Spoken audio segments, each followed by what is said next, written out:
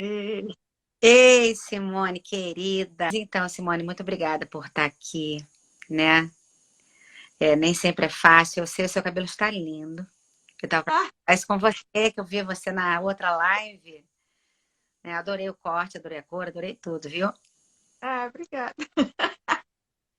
Muito bem. Pessoal, Outra Alessandra. oi, o que você falou? Outra Alessandra. Só tem uma Alessandra, amiga, agora. Ah, olha aí suas amigas entrando. Luciana. Obrigada, gente. Pessoal, vocês que estão entrando, vocês não me conhecem ainda. Bom, primeira coisa, sou amiga da Simone, ó, né? Desde a época que, assim, diante do primeiro casamento, ó, muito tempo. A gente é amiga há muito tempo, a gente viveu muita coisa junta na UERJ, depois, graças a Deus, mantivemos contato aí intermitente ao longo da vida, né? E hoje eu toco um projeto, eu tenho um perfil chamado Lean Together, que começou sendo um perfil de emagrecimento, mas hoje é muito mais do que isso, né? Na verdade, o que eu busco é ser um instrumento através do qual as pessoas entram em contato com elas mesmas, se conectam com elas, se redescobrem, se passam a ter um autocuidado maior, né? Um carinho maior com elas mesmas e com quem está ao redor delas, mas principalmente com elas mesmas, porque tudo nasce na gente, né? E no final do ano passado, eu tive essa ideia de trazer assim, para vocês que assistem, que estão aí dispostos a ouvir histórias lindas e inspiradoras, a história de algumas pessoas que eu tive o privilégio e a honra de conhecer e que eu considero histórias incríveis, histórias que inspiram a gente. Acho que todos nós precisamos desse tipo de inspiração mesmo no nosso dia a dia, porque a gente tende a simplesmente ir sobrevivendo e a gente muitas vezes deixa de entrar pelas portas que se abrem para nós. A gente muitas vezes fica paralisado porque a gente acha que não dá conta ou que às vezes a gente olha para projetos que algumas pessoas fazem que são tão grandiosos que a gente nem tem coragem de começar alguma coisa que a gente pensa, eu não vou conseguir fazer uma coisa tão grande assim. Aí, como não pode fazer tão grande assim, não faz nada, né? E a verdade é que se todo mundo puder realmente fazer um tipo que seja, e não precisa nem ser nada muito complexo, mas é olhar para quem está perto, é oferecer aquilo que sabe, ou enfim, a qualquer coisa que a gente possa fazer para impactar positivamente quem está perto da gente, faz uma diferença muito grande, né? E a Simone foi convidada porque ela, do jeito dela, ela vem desenvolvendo projetos que sim, podem contribuir com milhares de pessoas, e começando assim, né? Pequenininho. Então, eu queria contar, que a Simone contasse a história da vida dela. Vamos conhecer, como se fosse uma autobiografia, É, né? é bom. Eu não posso mais me negar, né, a contar minha história de vida, porque eu também desafiei 40 mulheres a contarem as suas histórias de vida, inclusive a Paty É. fez parte disso também. E assim, eu acho sempre muito, primeiro, agradecer o convite, segundo, o elogio, né? E é sempre um desafio a gente falar da gente, falar das experiências que viveu, mas eu aprendi que a gente é capaz de inspirar pessoas através das nossas vivências, né? Mais até do que os exemplos, porque quando a gente narra a nossa vida real, né? A real, porque as pessoas tendem a imaginar e glamourizar, né? As nossas vidas, as nossas realidades, e nem sempre é assim. Então, assim, eu aprendi que contar sobre a nossa vida, a nossa trajetória real, permite com que outras pessoas vejam que é possível, apesar de tantos, né, tropeços, quedas e a gente levantar, começar de novo, se reinventar. E a minha história é muito cheia disso, né, de desafio e de superação, vários tipos. né? E eu já contei essa história uma vez, o desafio é exatamente a gente colocar a linha reta, né? É. Da história da gente. Desde pequenininha, aí eu percebi o quanto eu cresci, né? O quanto eu me desenvolvi. Enfim, eu sou niteroense, né? Nasci em 1970, estou com 51 anos. Eu nasci em Niterói, fui criada minha infância no interior de Minas, foi uma infância muito boa, muito muito fértil. Foi uma infância vivida com o pé no chão, brincando na terra.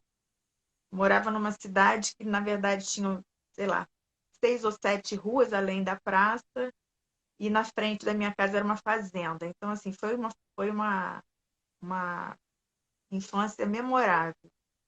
Mas, né, tudo que é bom acaba, a gente voltou para Niterói e a minha infância foi passada numa família de 4 irmãos com diferença de 16 anos. Então, assim, eu sou a mais velha, né, de 4, e meu quarto irmão nasceu quando eu tinha 16 anos. Meus pais, funcionários públicos, a gente teve uma vida sempre muito regrada, né, apertada.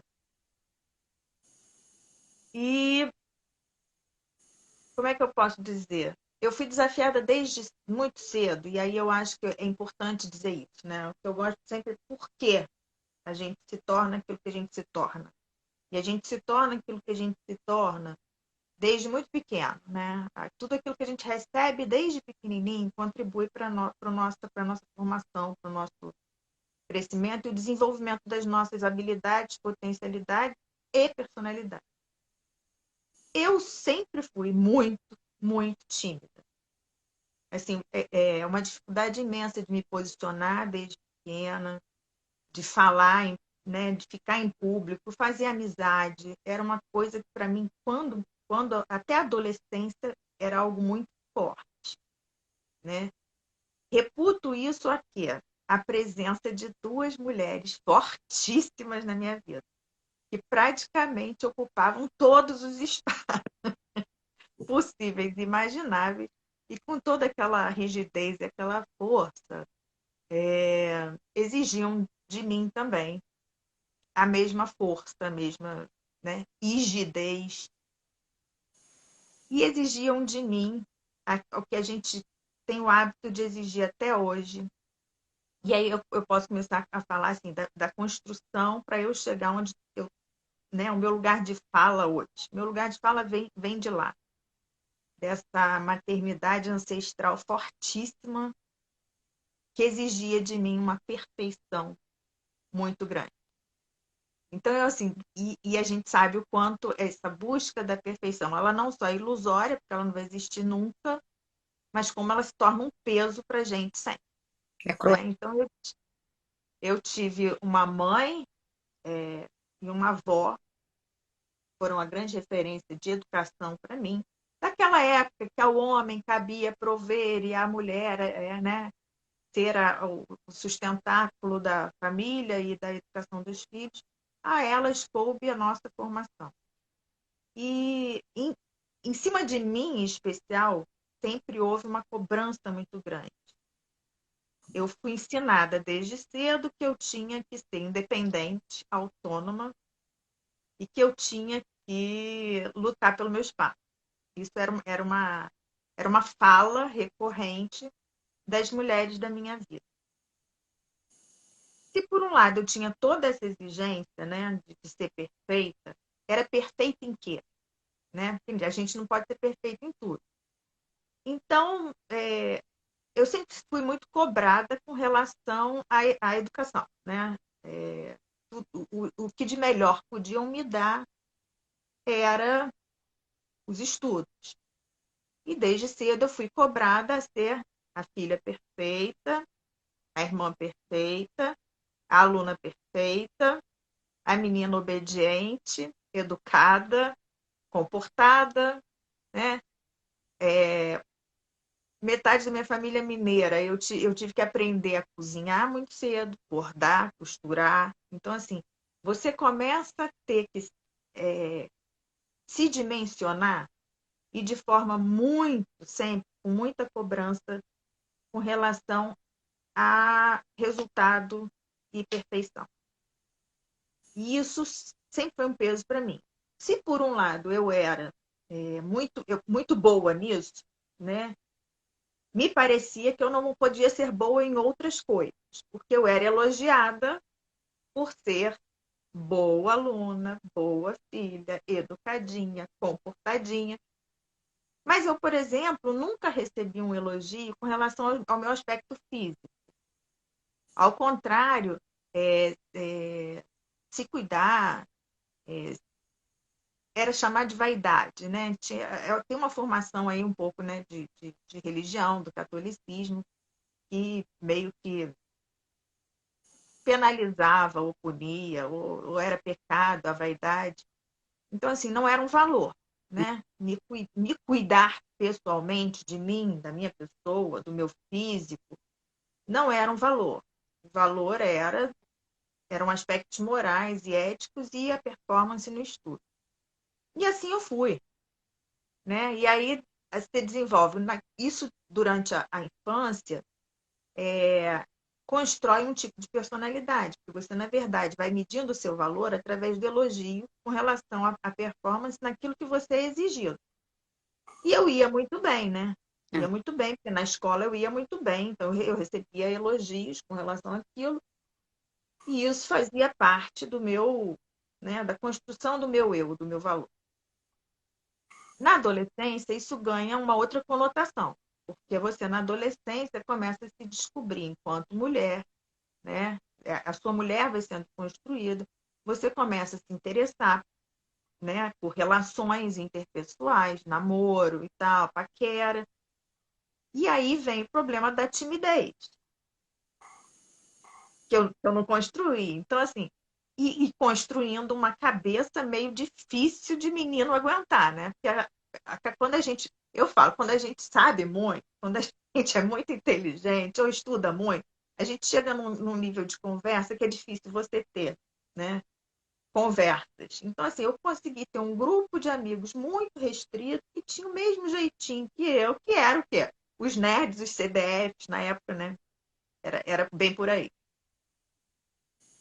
O que não facilitou, de jeito nenhum, o desenvolver, né? Superar essa timidez. Mas eu não sei, eu sempre digo que a vida vai me empurrando para determinadas coisas. É como se assim, se eu precisasse superar determinada coisa, a vida vai dar um jeito. Eu estudei numa escola, dei a sorte de estudar numa escola como bolsista, uma escola grande de padres, que a gente tinha muito esporte de graça e tinha teatro de graça. E eu acho que o meio de interagir socialmente era esse. Eu me inscrevi em todos os esportes e fui fazer teatro.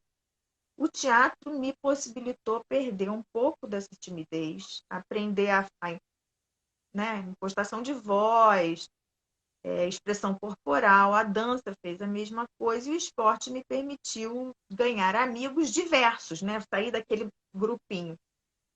Então, assim, isso na minha adolescência me ajudou muito. E eu acho assim, é muito importante isso.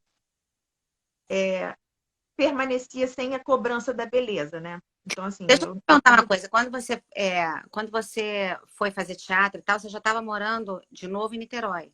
já. Eu volto para Niterói com 7 anos de idade. Eu passei mesmo a minha primeira infância. Quando foi que você. E, Lembra quando foi que você percebeu que você era tímida e como foi que você concluiu que o teatro podia te ajudar? Porque você era muito pequena, né? cara, não, o teatro, na verdade, ele vem já na minha adolescência. Eu tinha 15, Mas- 16 mas- anos. Então, porque a te Mas incomodava sim, eu sabia que eu precisava, de alguma forma, da ajuda. de ajuda, né? E assim, terapia na minha casa, até fui obrigada a fazer depois, mas porque eu comecei a bater de frente. É aí que é importante. Quando eu comecei a fazer teatro com 14, 15, eu comecei a falar, inclusive, o que eu guardava. Porque não é timidez, né? É introversão. Os Uhum. introvertidos são assim. Eu tinha um mundo dentro da minha cabeça, eu tinha um mundo dentro do meu quarto, Eu observava muito tudo, eu julgava muito tudo, eu tinha percepções muito fortes sobre tudo, mas eu não colocava para fora. E aí vem a timidez. Eu acho que quando eu faço teatro, dança e começo a expandir essa minha capacidade de botar para fora, essa foi a minha escola, foi a minha. A Bel não, foi no Salesiano, Alê. Eu estudei no Salesiano. Então, que são as duas grandes escolas de Niterói que a gente, pelo menos na nossa época, né? Então quando eu fiz teatro, eu consegui, né, botar isso para fora. E aprendi a bater de frente em casa. Então, todas as minhas posições muito firmes, que estavam muito dentro de mim, os meus questionamentos, eu comecei a bater de frente dentro de casa e eu virei a ovelha negra dentro de casa, até que minha mãe resolve me colocar na terapia, porque eu estava ficando doida, né? Aquela pessoa que era... Como é que era a sua relação com seus irmãos? Cara, o meu irmão que é colado em mim, eu tenho um irmão 11 meses mais novo que eu, que é um menino. A gente cresceu junto. E eu gostava de brincar das brincadeiras dele, o que eu acho que é uma sorte na formação da minha personalidade. Por quê? Porque como a gente foi morar no interior, quer dizer, eu saio e numa cidade muito pequena. Então era eu e meu irmão. Porque a minha irmã só vem quando eu tenho 6 anos, já voltando para Niterói.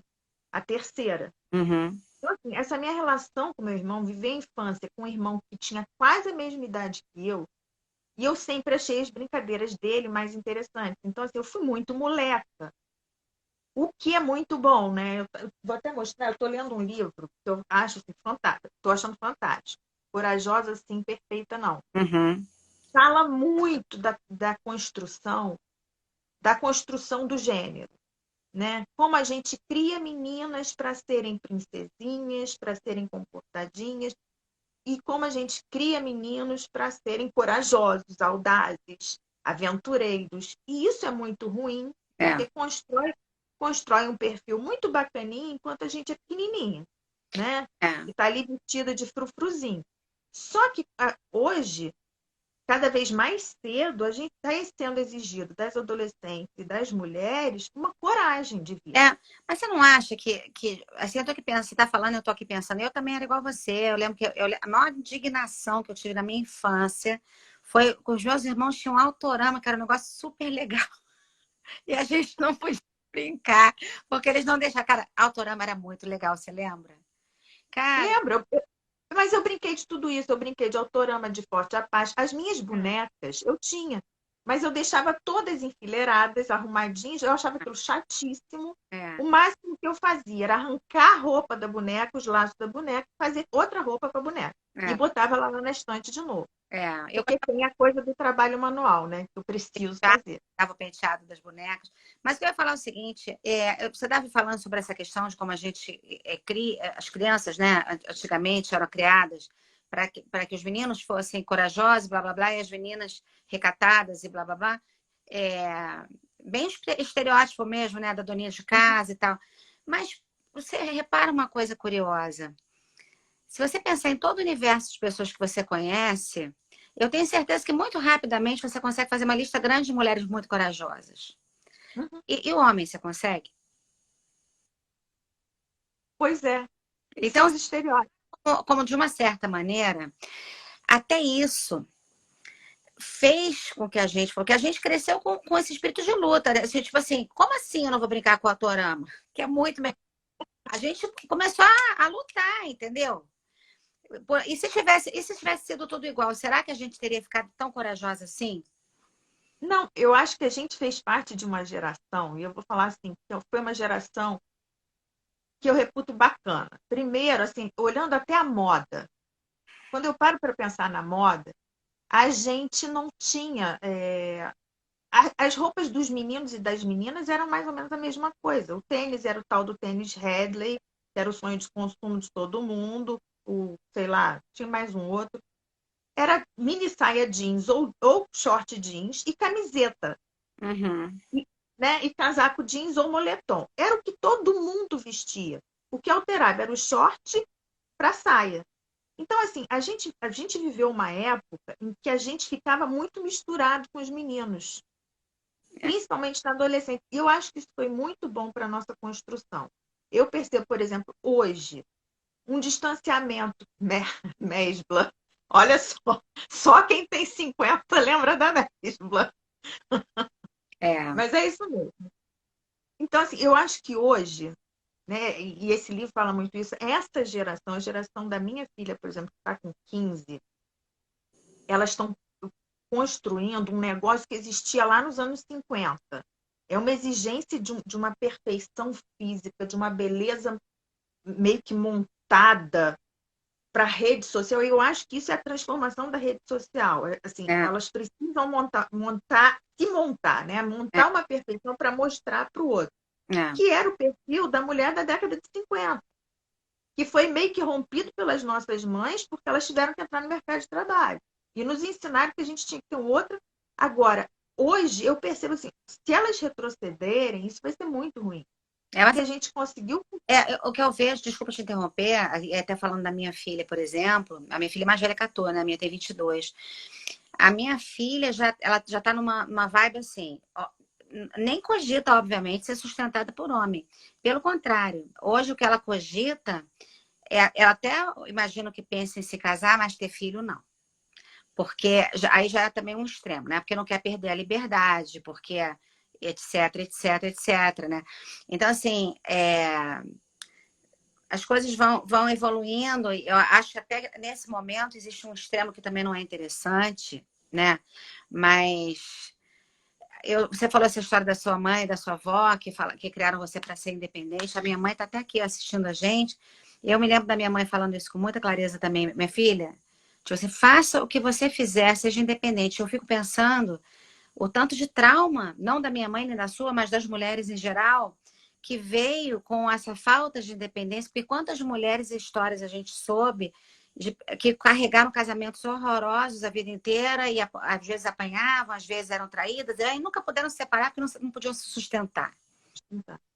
Né? Então, eu acho que isso aí era uma coisa que em algum momento elas falaram, cara, isso está muito errado, não dá para ser assim. Né? Mas é engraçado que assim, o discurso era esse, tá? Esse era O discurso lá em casa era esse. Você tem que ser independente para você poder dar o pé na bunda na hora que você quiser dar. é, Mas quando eu comecei a dar o pé na bunda, eu estava errada, porque eu estava me divorciando. Aí eu falei, ué, Mônica. peraí. Cadê a coerência entre o discurso e a prática, né? Mas tudo bem. Mas eu acho que também, assim, aí vamos voltar lá para o tempo das nossas mães, né? As nossas mães, elas vieram de uma época em que realmente ninguém se separava. Eu me lembro da minha mãe falava assim, quando a minha irmã casou, por exemplo, a minha irmã casou muito cedo, com 20 anos, sei lá. A minha mãe falou, não, a Mônica casou para sempre. Tipo assim, a preocupação era essa, né? Que o casamento fosse para sempre. Ainda teve aquele momento em que existia uma expectativa que a gente casasse virgem, né? Mas isso rapidamente se Quase. coronou. Mas, enfim, o que eu ia falar é o seguinte, voltando à história da coragem, e aí eu estava também me lembrando do fato, né? Eu, por exemplo, sou a caçula de 4. E como que alguém que é caçula de 4, minha mãe teve 4 filhos em 4 anos, como que uma pessoa não vai ser corajosa sendo caçula de 4? É impossível. Sim, Você não sim. sobrevive. Tem que ser. Eu falo isso, a Sofia, coitada, que é a caçula de 3 e 2 meninos mais velhos, como ela sofreu. Nossa, ela sofreu bullying desde o dia que ela nasceu. Ela teve que se virar, ela parecia um molequinho, né? Porque para sobreviver no meio deles, ela teve que, né? Apesar de ser muito delicada, ela teve que despertar um E, menininho dentro né, dela muito cedo. e mesmo que desperte esse menininho, mesmo que a gente seja. E é bom, e é ótimo. Mesmo assim, a gente tem que reconhecer que existe uma diferença de força física e a gente nunca vai. Bom, Porque na hora que a coisa vai ali pro, pro tapa, você tá ferrado. não, Não não. vai ter Assim, essa toda. não, eu acho que é importante a gente reconhecer que apesar da gente hoje ter que transitar entre os papéis né, e essas características, né, É, isso não é fixo, não é uma coisa assim estanque, a gente também tem que reconhecer que existem as diferenças e que elas são muito importantes para um equilíbrio geral, né? Essa coisa da igualdade literal, da igualdade, isso não existe, Ah, né? da parte. A gente quer igualdade de direito, a gente quer igualdade de fala, a gente quer igualdade de um monte de coisa, mas tem outras coisas que eu não quero igualdade, não, tô fora, entendeu? Eu estava até conversando com umas amigas minhas esse final de semana sobre a nossa geração, a gente acabou se ferrando. Porque, Uhum, assim, no final das contas, a gente trouxe um monte de obrigações a mais para a nossa vida, uhum. não se livrou das Não anteriores. se livrou de outros, mas é exatamente isso. A coisa ficou muito esquisita para o nosso lado, né? A gente ficou muito sobrecarregada. A gente ficou dependente da perfeição, né? Da boazinha, que Né? a gente continua sendo cobrado. Ser perfeito, boazinha e ter alta performance. Então, Uhum. assim, você incluiu ser boa profissional, uma super executiva, uma mulher desculpa, da, daquelas. É. E a gente não abriu mão. Então, assim, a gente tem que ser boa mãe, boa profissional. Mãe, eu falo, mãe turista, enfermeira. E isso de filho, de marido para casa, é um negócio. E vai virando um universo tão grande, mas isso são coisas que a gente ainda repete umas bobeiras, né? É porque Que a gente fala assim, a mulher faz 8 coisas ao mesmo tempo. Isso é uma característica feminina. Eu falei, não é não. Isso é antropológico, é sociológico. A mulher aprendeu a fazer 8 coisas ao mesmo tempo, porque os homens sempre saíram para caçar, para brigar, para não sei o quê. E a gente foi desenvolvendo a capacidade de se virar nos 30 e ter 8 braços e fazer um monte de coisa ao mesmo tempo, mas não é porque é uma habilidade feminina. Isso é uma habilidade que qualquer pessoa que precise fazer vai desenvolver, lei da. vai se adaptar. É, Isso é adaptação. é. E quem disse que a gente faz 8 coisas bem? Ninguém faz 8 coisas bem. Olha, Simone, mesmo que fizesse, você pode até fazer bem, mas assim, isso tem um preço, né? Então, Bem, eu saúde. acho assim, tem várias coisas que são muito cruéis nessa história, né? Primeiro que a gente realmente ficou muito sobrecarregada. Segundo, e a gente tem que reconhecer a nossa parte, assim, a nossa responsabilidade, porque a gente muitas vezes acaba sendo machista. Então, assim, aquela história, a gente trabalha, hoje tem gente que trabalha. Então, acho que assim, numa casa onde os dois trabalham, a gente divide as responsabilidades da casa. Esse seria o certo. Só que aí a mulher chega em casa, ela fala assim: você pode me ajudar? Tipo assim, por que ajudar? Não é ajuda, né? Exatamente. Mas isso é uma coisa muito introjetada. A gente fala, eu não conheço uma mulher que não fale isso, sabe? Ele não me ajuda com a casa, ele não me ajuda com as crianças, como se a responsabilidade fosse nossa. E isso é uma coisa que a gente precisa realmente rever, mas é uma coisa que tem que partir de dentro. E hoje, para a gente falar uma frase dessa, é difícil, porque é quase como se a gente não acreditasse, sabe? Não, é verdade. A gente tem muito que mudar. Eu acho que a próxima geração tem a oportunidade de não cometer esse erro, né? É um erro da nossa geração É. não ter se livrado de algumas tarefas quando começou a assumir tantas outras. Mas eu acho que os nossos filhos já percebem, até pelas nossas experiências, pelos nossos tropeços, pelos nossos fracassos, pelos nossos erros, porque eles são absolutamente naturais, principalmente quando você resolve que você tem que abraçar o mundo, né? E o mundo não cabe nos seus braços. Então, assim, eles presenciam isso. Então, também é um exemplo de que sozinho não vai aguentar. A gente precisa compartilhar Não, responsabilidade. isso, sabe? Eu vejo assim, não é uma coisa geral, não é óbvio que não se aplica a todo mundo, mas assim, a gente tem vontade de fazer tudo sozinho. Tipo assim, a gente, dentro desse perfil da perfeitinha, da poderosa, da não sei o quê, tipo assim, eu dou conta de tudo, sabe? Então, assim, e muitas vezes você até vai dar, sim, mas o preço, de novo, o preço vem, ele vai ser cobrado. Então, assim, o que a gente talvez precise realmente aprender, botar na cabecinha e praticar até isso ficar natural, é o seguinte.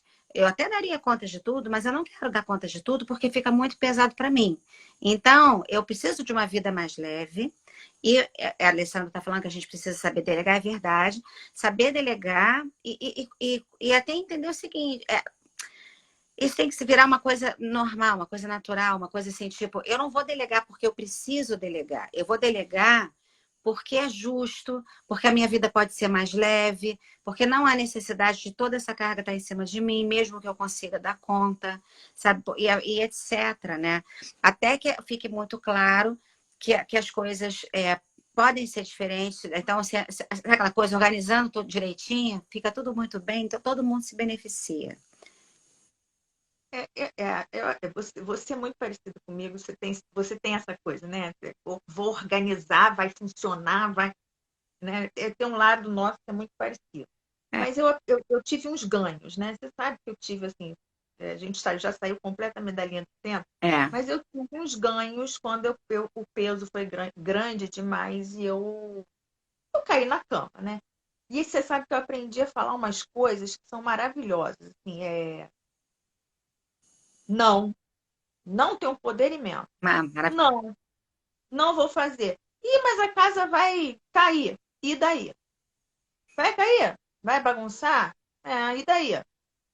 Porque você tem que começar a ligar uns Fzinhos assim, para a vida de vez em quando e para os outros. Porque a verdade é que quando você começa a dar muito e você dá muito conta de tudo, as pessoas também começam a te cobrar muito.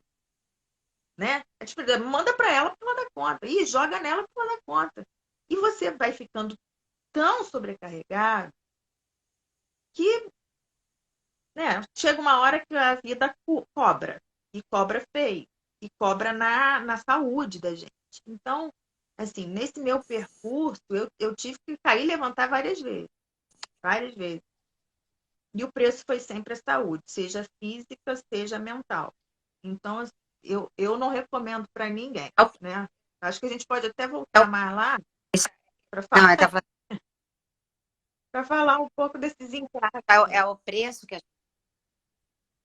Oi? Não, não sei, eu dei uma travadinha. É Vai. uma travada que você falou? Não, é o preço que a gente paga e que a gente tem que, né, a gente tem que administrar para que isso não aconteça. A gente pode até voltar mais atrás. Porque, assim, depois que eu falei a primeira vez da minha vida, eu falei, perdi a vergonha, gente. Agora eu estou falando. Olha, Eu só não dou nome aos bois e omito algumas é, para não ofender e magoar ninguém, mas. eu já assisti uma palestra de uma mulher maneira demais aqui nos Estados Unidos, e ela falou assim: anotem aí a frase que é maravilhosa, vai transformar a sua vida. Aí todo mundo pegou o papel, a caneta, né? Eu assisti essa palestra gravada. Aí ela falou, não. Aí ela falou, é só isso, tá? A frase é não. Não, Ficar. Não precisa, é só isso, já. Você não precisa dizer por que não, nada disso. É não, tá bom, você não tá afim. Agora, uma outra frase que eu venho usando e eu adoro, e é assim: se alguém precisar ficar chateado, não precisa ser eu. Sabe? Se alguém. não, e alguém vai ficar chateado sempre. Então, assim, e daí? Porque às vezes a gente fica querendo proteger os outros, assim, e se joga, sabe? Tipo, se prejudica, se você coloca ali como. Mas é a síndrome da boazinha. Olha aí, é a síndrome da perfeitinha, a É, síndrome da boazinha. A gente entra numa de que a gente tem que fazer todo mundo ficar feliz. E esquece que a gente não está feliz. exatamente. Vamos voltar lá para sua linha do tempo. Alessandra, qual a estratégia que você gostou da frase? Se alguém tiver que ficar chateado, não precisa ser. Eu adoro a frase. E foi engraçado que ontem eu saí com meu filho para passear com os cachorros e a gente A tá. Alessandra é minha colega de concurso. Ah, é? Aí eu tava com o meu filho andando com os cachorros e de repente a gente tava falando de alguma coisa, não é? E ele falou assim a frase, acho que tanto ele ouviu falar essa frase, ele falou assim: se alguém tiver que ficar chateado, não precisa ser eu. E realmente, gente, essa frase é boa demais. Transforma a vida da gente, viu? Transforma. Não, a gente aprende coisas vivendo, né? Caindo e levantando, que são lições maravilhosas. Por isso que eu acho sempre importante essa troca, né? É, Cada um tem uma vivência, cada um tem uma história. E eu posso aprender com a sua, você aprender com a minha. Então, assim, eu amo, né, essa coisa de contar as histórias. Né? Cada um que conte a sua história e a gente aprender a ouvir. Né? a história do outro e aprender com o erro e os acertos do outro, né? As pessoas são universos, são lições vivas, né? E projetos, né? Todo ser humano é um projeto. Ninguém está terminado, ninguém está acabado. E isso nos dá a possibilidade de alterar a vida várias vezes, que é a beleza da vida também, né? A gente poder... Isso é uma coisa que eu também costumo sempre falar. Falo assim, gente, que coisa maravilhosa, que é você poder viver várias vidas dentro da mesma vida. Da mesma vida. Te dá a oportunidade de fazer isso, Maravilhoso. né? Você não precisa viver a mesma vida até morrer, não. Ainda mais se essa vida não for bacana. Se a vida for bacana, você vai mantendo, né? Em time que tá ganhando, a gente não mexe. Mas aí, se a vida for bacana, tem que lembrar daquela frase da Paola, que fala assim, Pode ficar melhor. Como posso melhorar? Porque sempre pode, né? Não está obrigada a ficar com a vida bacana. Não. Pode melhorar ainda mais. Pode melhorar. Você pode buscar ela, fazer ela ficar cada dia melhor. Assim como a gente deve tentar fazer com a gente, né? Claro. Que eu seja cada dia melhor, né? Que eu seja um projeto em construção. Mas voltando lá atrás, né? Chegou uma hora lá no final da minha adolescência que é um marco para mim, né? Foi o meu pré-vestibular.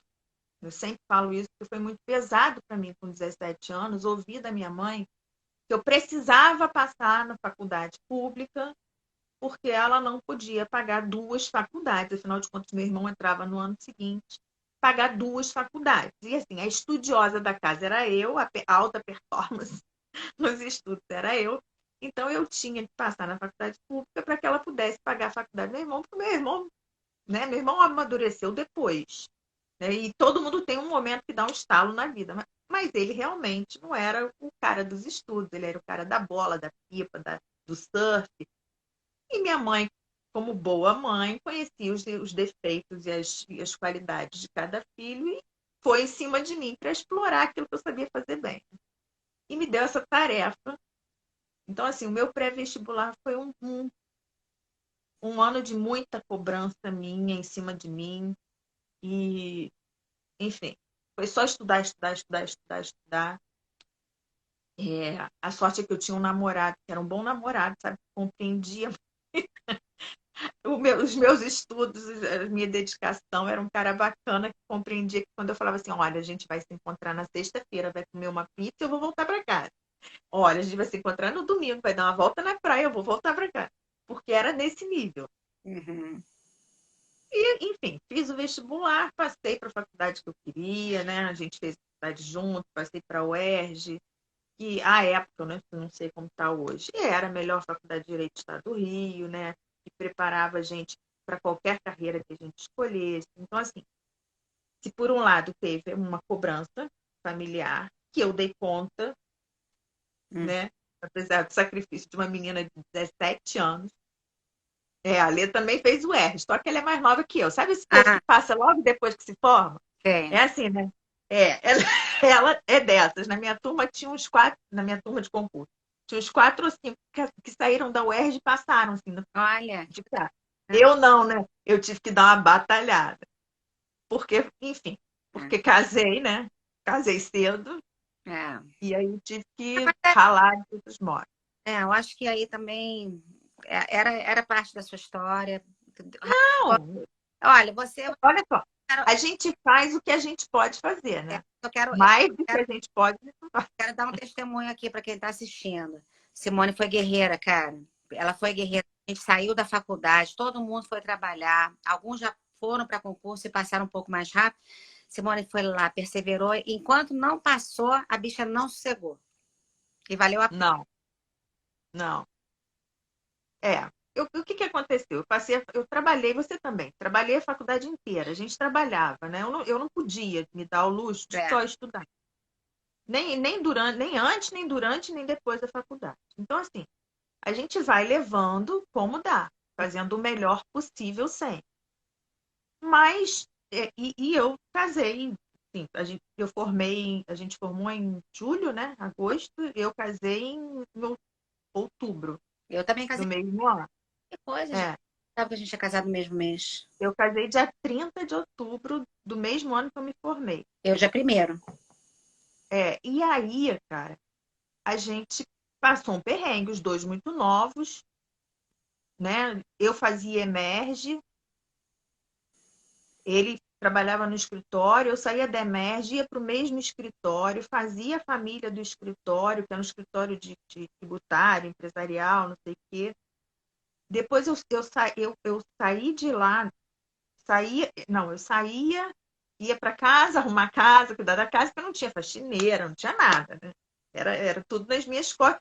E, né, um homem que não compartilhava as tarefas. Então, assim, ficava por minha conta. No semestre seguinte, eu conseguia, né, o que eu falo, que foi uma das minhas grandes realizações. Meu sonho era ser professora, meu sonho. Mas mãe professora, avó professora, ambas frustradas com salário, tiveram que buscar outras carreiras para aguentarem financeiramente. Eu ouvi a minha vida inteira que eu não podia entrar de jeito nenhum, ser professora nem pensar. Qual foi meu primeiro emprego de verdade, né, assim, com carteira assinada depois que eu me formei? Um semestre depois de formada, eu fui dar aula. Eu fiz uma prova para dar aula na faculdade, passei. E eu tinha 5 turmas à noite, fazia média de manhã, de tarde, ia para o escritório e ainda tinha que cuidar da casa. E isso foi. Meu casamento não deu certo. Não deu certo. Eu acho que, assim, você sabe, né? Nós éramos muito amigos, nós éramos companheiros. Eu tenho profunda admiração por ele até hoje. É um cara super do bem, mas a gente não era, né? Não tinha aquilo que eu descobri que depois é importante ter um casamento. O casamento é feito de várias coisas, de amizade, companheirismo também. Uhum. Mas assim, quando eu percebi que isso não rolava e que isso era importante para mim, eu pedi para me separar. Ele já tinha entrado para a Emerge e logo depois ele passou no concurso para juiz. 6 meses depois eu passei para promotora. Quer dizer assim, eu passei 4 anos tentando, porque na verdade eu queria ser promotora. Eu lembro. Eu queria ser promotora. E você sabe que quem me inspirou, eu falo assim, a gente sempre tem uma inspiração. Quem me inspirou sempre foi a Heloísa Helena, que foi nossa professora de Direito Civil. Eu olhava para a Heloísa, eu falava assim, cara, eu quero ser igual essa mulher, eu quero fazer o que ela faz. Era um negócio assim, ela foi o meu. Se eu tivesse assim, que visualizar uma coisa que eu queria, era o que eu fazia com ela. Eu quero ser o que ela é. Uhum. E isso foi a faculdade toda. Eu cheguei a fazer uma prova para a defensoria e descobri que eu não podia mais fazer prova para a defensoria, não, que eu não penso como defensor. Fiz 2 para a Procuradoria do Estado, fui para. Eu sempre fui para específica, exceto na defensoria. Perdia na mesma matéria sempre. Então, assim, perseverar era uma coisa que era muito importante, né? Uhum. E eu descobri uma coisa. Conforme eu fazia concurso, eu falava, cara, não preenche as vagas. Não preenche, sobra vaga. Então, assim, eu, na verdade, não estava competindo com ninguém. Era com você Eu mesmo. estava competindo comigo mesma. Eu tinha que superar as minhas dificuldades. Eu tinha que olhar, falar assim, eu não estou indo bem aonde. É aqui que eu preciso me dedicar. Eu acho que quando essa maturidade chegou, né, depois do segundo para MP, o segundo para a Procuradoria, que eu descobri que eu não sabia processo civil, né? A gente é aluno do Fux e não sabe processo civil. Não, eu E sabia, tá? Não, não me... não, eu não sabia, não. Eu perdia exatamente nisso. Eu falei assim, gente, que horror. Peguei, não tinha tempo nem dinheiro para pagar cursinho, né? É. Mas eu tinha uma prima, filha de deputado estadual, estudando também para MP e para magistratura. Ela me emprestou, ela fazia um curso, né? Acho que é Alírio. Ela fazia o Alírio, que era para processo civil. Ela me emprestou os cadernos, eu tirei cópia dos cadernos dela. E eu passei um ano estudando só processo civil. Porque todo o resto eu sabia. Uhum. Eu perdi ali, era aquilo que me detonava. E aí foi quando eu estava no quarto concurso para o MP, eu passei. Então, assim, a gente formou em 93, eu fui aprovada em 98. Uhum. Então, assim, foram tentativas, foram Boa, não. quedas, toma, levanta, toma, levanta, e não desistia. Não Uhum. desistia, é você. Se eu tiver que fazer 20 vezes, é você. Uhum. Agora, o engraçado é que você, às vezes, tem os sabotadores dentro da sua própria casa, né? Da sua própria família. Eu me lembro perfeitamente da minha mãe. Ela podia até, eu até entendo Uhum. que ela visse assim, imaginasse algum tipo de sofrimento, ou que fosse um sofrimento para ela, não me ver logo bem-sucedida segundo os parâmetros dela, né, as expectativas dela. Então ela virou para mim algumas vezes, porque ela era funcionária do Banco do Brasil, largou o magistério, fez o concurso, que na época dela, né, e é uma mulher muito estudiosa, com um monte de filho, parou a vida e mudou tudo. Eu lembro a minha irmã pequena chupando chupeta pendurada na minha mãe, assim, por trás, sabe? E Uhum. minha mãe estudando para fazer a prova do Banco do Brasil. Então, assim, eu tive um exemplo de Uhum. estudo também muito grande. Ela virou para mim e falou assim: Mãe, para de sonhar alto. Por que você não faz o concurso do Banco do Brasil? Eu, na hora, fiquei tão pé da vida. Eu falei assim, primeiro que eu não estou sonhando alto. É, Eu estou sonhando o meu sonho. Segundo, que porcaria é essa de fazer prova para Banco do Brasil? Se eu odeio matemática, vou é, parar tudo agora e vou estudar matemática financeira, economia. Não vou, é, não vou. Eu estou no meu caminho, eu estou no meu percurso e é. eu estou quase lá. As Eu pessoas, sempre falo, eu estou quase lá. as pessoas, Eu vou passar. pessoas que estão perto ficam muito ansiosas. Ficam, assim, na verdade, eu lembro que eu fui testemunha uma vez. Eu tenho uma amiga que é juíza federal e ela demorou uns 5 anos também para passar. Honestamente, nada demais demorar 5 anos, né? Olha a Paola Canela aí chegando. Mas essa minha amiga, que é juíza federal, ela levou 5 anos para passar. E uma vez eu fui a uma festa de aniversário que estava a família toda, inclusive a avó, enfim. Eu nem fui por causa dessa amiga, foi por causa de uma outra.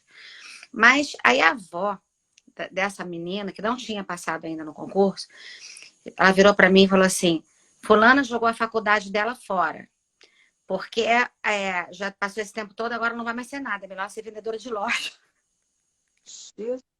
Não, Assim, não desmerecendo qualquer outro tipo de função, mas isso não é coisa que se fale, né? não, e detalhe, ela não tinha nenhuma intimidade comigo, nem a avó e nem essa moça, que na verdade eu estava lá por causa da outra, que era minha amiga, entendeu? Então, assim, como que a pessoa pega, expõe a outra desse jeito na frente de todo mundo, falando uma barbaridade dessa, e depois ela passou e tá lá no. Hoje, tá maravilhosa. Mas, enfim, a pessoa ela tem que ter muito sangue frio, né? Para passar por isso tudo. Ela própria já está chateada porque está demorando esses 5 anos para passar. E no final ainda fica ouvindo esse tipo de coisa. Exatamente. E a gente não pode ouvir, né? Tem determinadas escolhas na vida que a gente tem que fazer e seguir. Sim. E seguir. Eu sou muito assim. Se eu botar na minha cabeça que um troço é para mim, aquilo é para mim. Agora, se eu botar também que não é, não é. Sai da reta. É. E eu tiro da reta. Então, assim, essa persistência, né? E eu tenho umas crenças. Desde muito nova eu falava assim, que eu acho que são questões de justiça universal, né? Você não tem um querer sem que o universo, ou Deus, ou seja lá o que Uhum. você chame, sem que ele te dê o poder de realizar. Existe uma justiça universal. Então, assim, quando uma pessoa tem um desejo profundo, né, um propósito com relação a alguma coisa, pode ter certeza que junto com aquilo tem todo o arcabouço necessário para realizar. Uhum. Tem. Agora, se você só alcança de fato se dedicando e perseverando. Você vai alcançar aquele potinho que foi dado para você. Está ali. Agora, a questão é que muitas pessoas desistem, param, param no meio do processo, Uhum. param quase quando estão conseguindo. E eu respeito, porque aí também é o nível de cada um. Talvez tenha ficado tão insuportável, né, o trajeto, que às vezes é preciso dar uma parada, às vezes é preciso desistir, às vezes é preciso tomar um outro caminho, que não era necessariamente aquele, né? E ouvir os sinais da vida também, porque também a gente tem um lado teimoso, né? É. Tem um lado teimoso. É, Você não tem que saber o tem teimosia, mas também não dá para, eu acho assim, desistir somente por cansaço, não. descansa e segue, né? Não, quais são as grandes vitórias e conquistas da gente que não deixam a gente cansado? Eu não conheço nada, nada na minha vida que não me faça bem, que eu não desejei, que não tenha me dado trabalho, cansaço, me tirado umas noites de É. sono, para depois me dar muita tranquilidade, muito sorriso e muita satisfação. Uhum. Então, assim, não tem fácil, de graça, eu acho que só está caindo chuva do céu. E o ar que a gente respira, mas daqui a pouco a gente também já está pagando por isso. Então, assim, a vida não é fácil, Não. é ilusão, né? E assim, eu brinco, né? Olhar para minha vida e dizer assim, ah, ela tem uma vida tão boa, maravilhosa a vida dela, ela ganha um dinheirão, olha só, bem-sucedida. Aí eu falo assim, gente, não tá lá em casa, né? É. É, Não, as pessoas nunca. não andou com a minha sandalinha, não, porque isso é uma ilusão. Quando a gente olha para a vida do outro e julga que a vida do outro é perfeita, é boa, é maravilhosa, pode ter certeza que não é. Porque nada é completamente maravilhoso, É, perfeito, assim, na verdade, lindinho. aí eu vou até dizer, porque eu não concordo, não. Acho que muitas vidas são maravilhosas, sim, mas não da maneira como as pessoas pensam, né? Assim, que faz a vida ser maravilhosa? Ela ser perfeita? Não. A vida Não, de ninguém é perfeita, mas nem por isso deixa de ser maravilhosa. Às vezes, problema todo mundo tem, dificuldade todo mundo tem. Agora, o que faz a nossa vida ser maravilhosa é como a gente vai lidando com as coisas, né? E seguindo em frente, e, sabe, e evoluindo, apesar dos contratempos que a vida traz. O que acontece é que as pessoas, elas olham assim para um ponto fixo, elas não olham para a figura completa. de Então, todo. a gente olha para você, ah, olha, ela tá bonita, ela tá com os óculos assim, então ela tá, tipo assim, a vida dela é fácil, sabe, sei lá, É. carro bom, ela tem não sei o quê. Tipo assim, e não tá vendo que quanto você deve no seu carro ainda? Tipo, o tamanho da prestação que você paga, entendeu? Sei lá. Os sacrifícios que você tem que fazer para bancar 3 filhos sozinha, É. o sacrifício que você faz para ser uma mãe solo, os sacrifícios, tudo que você passou, ninguém vê isso, né? Porque Talvez. olha só aquela coisa. Eu sempre falo, não julgue a vida de ninguém. Nem de forma alguma, não julgue. Porque você não sabe o que é. Ninguém É. sabe. Só quem sabe da minha vida sou eu. Eu posso até contar parte dela, porque a gente também tem toda a reserva de vida. Ah, Então, assim, né? Então, assim, a minha vida foi uma vida de superações, né? A própria separação foi uma luta. Foi uma luta. Minha mãe parou de falar eu comigo. penso. Do primeiro casamento. Do segundo também. Olha só, nunca, nunca foi muito aceita essa história, Aí, não, entendeu? mas mãe, você não aprendeu ainda? Não adianta. Não, mas até eu me pergunto, gente, que coisa é essa de ficar acreditando em casamento? Nem isso eu desisti. Se existe uma pessoa que é perseverante, sou eu, porque eu continuo acreditando no casamento. Eu continuo achando que o casamento vale super a pena, É, desde que seja bom para os dois. Até porque casamento, né? Casamento, a minha experiência me mostra que casamento só funciona e só é bom quando os dois querem. Se existe um lugar onde a escolha tem importância, é no casamento. E é uma escolha que é renovada quase que diariamente. sim. Porque é uma relação né, que você quer duradoura. Eu nenhuma vez que eu me casei ou me uni a uma pessoa, eu imaginava que aquilo era para acabar.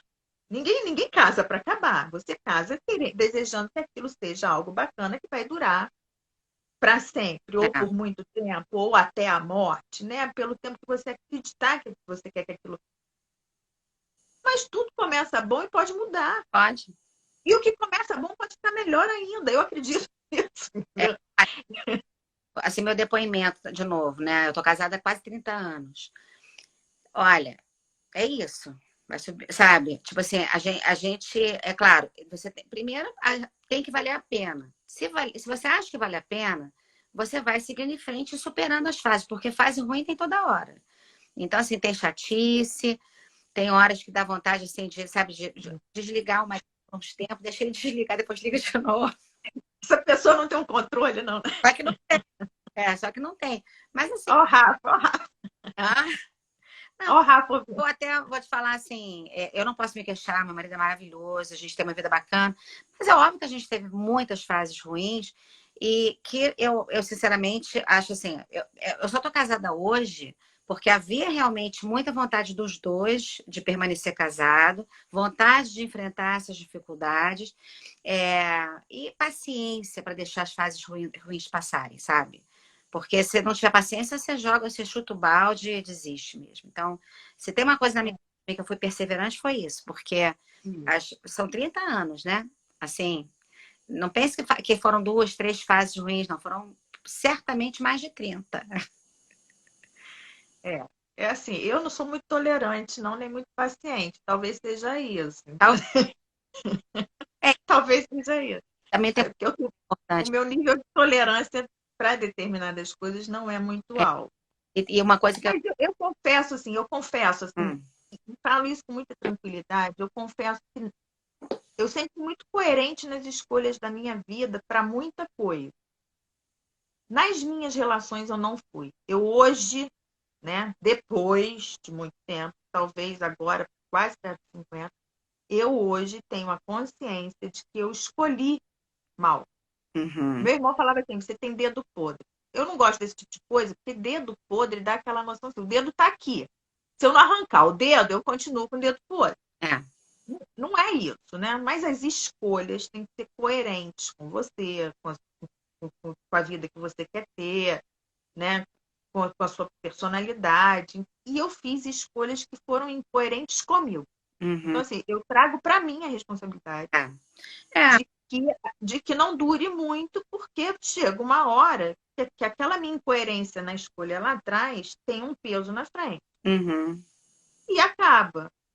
E acho que isso vinha muito da falta de autoconhecimento, tá, Paty? Por isso que eu hoje dou tanta importância ao autoconhecimento. E autoconhecimento não é assim, não é complexo de Gabriela, não. Eu nasci assim, eu assim, tô assim, eu vou morrer assim. Não é, não é. Autoconhecer-se é reavaliar-se o tempo inteiro, porque nós somos mutantes, nós vamos, isso, somos seres em evolução. Então, assim, e a dificuldade das relações duradouras, né, a dois, ou uma família, é exatamente isso. São vários seres, vários indivíduos em constante mudança que tem que se readaptando um ao outro o tempo todo. é. Então, assim, tem o processo do eu e tem o processo do eu com os outros. Então, assim, a vida né, se a gente olhar dessa forma em relações, ela é complexa. É complexo. Aí a gente tem que estar o tempo todo fazendo escolhas, né? Tipo assim, lembrar que a gente muda, o outro muda. Eu acho assim, os dois mudarem é uma coisa que não tem como não ser, né? Vai Não tem como não. mudar. Agora, tem como você passar por isso tudo e continuar andando junto, ou às vezes faz assim. Quando faz assim, aí realmente fica muito difícil administrar. Mas não sei, é difícil falar sobre isso, porque não tem uma fórmula. Se tivesse uma fórmula mágica, né? Não, por isso que eu falo, assim, a minha história, né? A minha É, realidade é essa. E eu tenho, assim, o ganho que eu tenho, né, são os anos de terapia. Eu acho que terapia é uma questão de saúde pública. Acho que sim. todas as pessoas têm que fazer terapia por um breve ou longo período ou a vida inteira. Porque a terapia ela te dá assim, um acompanhamento, né, profissional das suas transformações. Para você, porque às vezes a gente não consegue administrar muito as coisas, né? É, Todo, às vezes a e gente tem a o autoconhecimento nos dá um poder, munição para escolha, sabe? Assim, essa munição para escolha. Se eu escolher dessa maneira, eu não estou sendo coerente com o meu eu. Uhum. Se eu for por esse caminho, eu não estou sendo coerente com o meu eu. Se eu aceitar essa situação, eu não estou sendo coerente com o meu eu. Se eu desistir nesse ponto, eu não estou sendo coerente com o meu eu. E É. a única maneira da gente fazer isso é se autoconhecer. Sabe o que eu acho que é o grande. Seja lá por que terapia É, for. o grande desafio e o grande benefício da terapia é justamente essa reflexão que a gente vai fazendo. É aquela coisa de você, em algum momento da sua semana, você parar e se olhar e se conectar com você, porque a gente sabe que a vida engole a gente quando a gente vê, passou um mês, passou um ano, e você não sabe nem onde, sabe? Às vezes o caminhão te atropela e você não sabe nem de onde ele veio, né? É. Eu tive os atropelos de vida, né? Assim, a Alessandra falou aí que garante, terapia garante qualidade de vida. E é verdade isso, né? Por Uhum. isso que eu acho que tem que ser política pública. Todo mundo tinha que ter acesso. Quem quisesse tinha que ter acesso. Mas nesse meu caminhar, né? De casa, separa, eu tenho 2 filhos de um casamento, tenho a Sofia de um outro, e acabei ficando morando no interior com as crianças, porque os pais acabaram voltando para o Rio, para Niterói. Eu sempre tive um peso muito grande. E a maternidade, a maternidade é a mesma coisa, né? A maternidade é um imenso desafio. Principalmente para mim foi, né? Um imenso desafio. Eu tenho uma autoexigência muito grande, um compromisso, a coisa do compromisso é muito grande em mim. Para mim, ser mãe, era eu que tinha que ser mãe. Eu Uhum. nunca soube delegar a maternidade. Eu tinha ajuda em casa.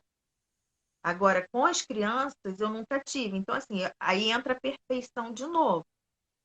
Tem que continuar sendo boa profissional, não pode deixar a peteca cair, tem que dar conta de ser uma mãe presente, atuante, que está ali o tempo todo, mãe turista, enfermeira, cuidadora, companheira, né, responsável pelo crescimento espiritual, moral e ético dos filhos. Então, assim, era um peso muito grande.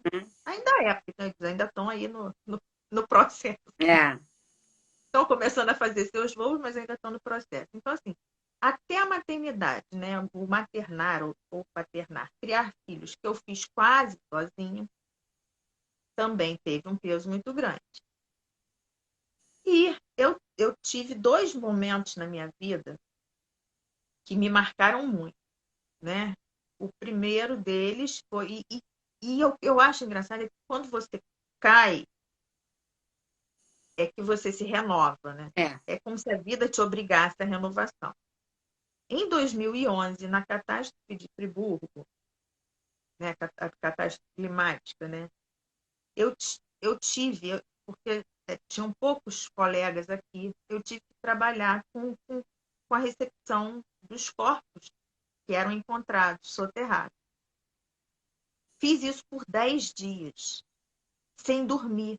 A gente não tinha água direito para comer, para beber, e não tinha o que comer na cidade, porque tudo se perdeu e nada chegava, porque a gente foi preso, ilhado. Né?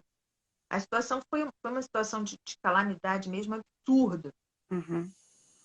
E nesse cansaço, nesse estresse, né, eu quando a cidade abriu, eu mandei as crianças para longe e eu fiquei praticamente 30 dias sozinha. Naquele momento, quando eu olhava aquele monte de corpos no chão, eu olhei e falei assim, podia ser eu, porque caiu a cidade inteira. Eu podia ter morrido. Quando eu me deparei com aquilo, assim, eu podia ter morrido infeliz. Eu falei, não, eu não vou viver infeliz. Se eu podia ter morrido infeliz, é porque eu estou infeliz agora. Então eu preciso Uhum. fazer alguma coisa. Eu tenho essas coisas, entendeu? Uhum. Aquilo me. Ah, enfim, veio a terceira separação e eu resolvi que isso não era para mim, que eu queria ter outro tipo de vida e tal. Mas o peso de tudo aquilo, né? Da separação, do pós-tragédia e de ficar com as crianças sozinha. Não foi uma separação fácil, foi como algumas são bem complicadas de administrar. Eu tive uma doença, né? Eu desenvolvi fibromialgia, que depois viram que não era fibromialgia, mas fui tratada primeiro como fibromialgia. Depois descobriu-se que é uma artrite reumatoide, que hoje eu consigo administrar, mas eu fui para a cama. Eu não tinha força para manter meus pés no chão, eu me arrastava para ir ao banheiro. E tive que ser entupida de remédios para conseguir me levantar. E foi quando eu tive que aceitar ajuda, né? Eu Uhum. tive que contratar ajuda, aceitar que alguém levasse para a escola, escola por um tempo, porque tudo era eu, tudo era eu, tudo era eu. Isso foi um momento que marcou muito e eu aprendi que eu tinha que me rever. Eu tinha que olhar para mim. Quando a gente não se olha, a vida faz a gente se olhar, É? né? Eu tinha que olhar para a minha alimentação, eu tinha que olhar para o meu autocuidado, eu tinha que olhar para a minha sanidade mental. Aquilo já estava num ponto que o corpo gritou, né? Meu corpo gritou e me parou. E é assim que a vida faz quando a gente não para. Naquele momento, né, naquela cama ali com as minhas reflexões, eu resolvi mudar de vida. Falei, primeiro eu vou começar a deixar essas crianças, tirar o peso dessas crianças de mim, vou olhar a maternidade com um pouco mais de leveza, parar de me cobrar tanto. Porque quando você faz isso sozinha, você se cobra, né? Uhum, Porque o outro vai te cobrar também se alguma coisa der errado. uhum. Aí eu falei, sabe uma coisa? Eu vou começar a estudar tudo que eu tinha vontade de estudar. Vou me meter num. Vou estudar tudo que eu tinha vontade de estudar. Vou deixar direito, vou emburrecer agora aqui no direito. Esquece isso. Eu comecei a procurar curso de tudo. Eu fiz curso de tarô cigano, eu fiz PNL, eu fiz coach, eu fiz culinária, eu fiz artesanato, eu fiz tudo que podia que aparecer pela frente. E comecei a estudar religião. Porque eu já tinha brigado com o Papai do Céu também. Eu de vez em quando brigo. Aí eu comecei a estudar religiões. Aí eu brinco, eu sempre brinco, né? E foi o comer, rezar e amar, só que ao contrário. Eu entrei numa do rezar, é olhar para mim, me auto, me auto administrar, tá, a Alessandra falando que fez PNL também. Pois é. E assim, a gente vai descobrindo estratégias de modificação, porque na verdade a vida vai te dando ali, os cursos apareciam, os livros apareciam e eu comecei a comer aquilo. Então, assim, eu falo, foi minha fase espiritual. Eu fui buscar outras respostas em outros lugares, em outras estratégias, um modo de vida diferente, que eu tinha me afastado. E foi muito bacana, a minha fase rezar, que eu brinco, Uhum. né? Fui descobrir outros lados da Simone e permitir que a Simone tivesse outros interesses. Descobri meu lado bruxa, fui estudar cristais, ervas, deixei tudo aflorar, que me tirou né, daquele perfil da promotora certinha, perfeitinha, boazinha, durona, e eu aflorei um lado muito mais sensível, muito mais humano, muito mais, né, conectado em outras coisas. O próximo passo, né, depois disso, foi a decisão de que eu podia viajar sozinha, né? Eu sempre adiei viajar, as minhas viagens, né? Porque levar a criança para Disney é fácil, né? Você está É. fazendo a vontade deles, você está sendo boazinha com eles. Uhum. Mas eu nunca tinha conhecido os lugares que eu sentia vontade de fazer, mas eu sempre ficava na culpa, né? Porque mãe, principalmente separada, mãe solo fica assim, né? Passa a culpa voando aqui, você pega para você. É. Aí passa uma outra, você pega para você. É uma cobrança horrorosa. Eu falei assim, como que eu vou viajar, deixar essas crianças aqui? Crianças, né? Já estava Já tá- tudo adolescente. Adolescente e adolescente. Aí eu realmente resolvi que eu ia fazer. Mas eu falei assim: numas férias eu vou tirar 5 dias. Aí eu viajei 5 dias. Deu tudo certo. Nas outras férias, eu vou viajar 7 dias. Aí eu viajei 7 dias. E deu tudo certo. Aí eu fiz uma viagem maravilhosa. Assim, acho que, sabe, Friends. Nós fomos 4 amigas para Nova York. Alugamos um apartamento por 14 dias. Eu falo que foi a viagem menininhas. Como a gente se Nossa. divertiu, fez coisas completamente diferentes. Foi assim, foi um marco para mim essa viagem, porque eu viajava sozinha. Uhum. Depois eu falei assim, fiquei 15 dias fora, tudo funcionou, tá tudo beleza. Então eu posso fazer uma É. viagem mais longa, que era a viagem dos meus sonhos.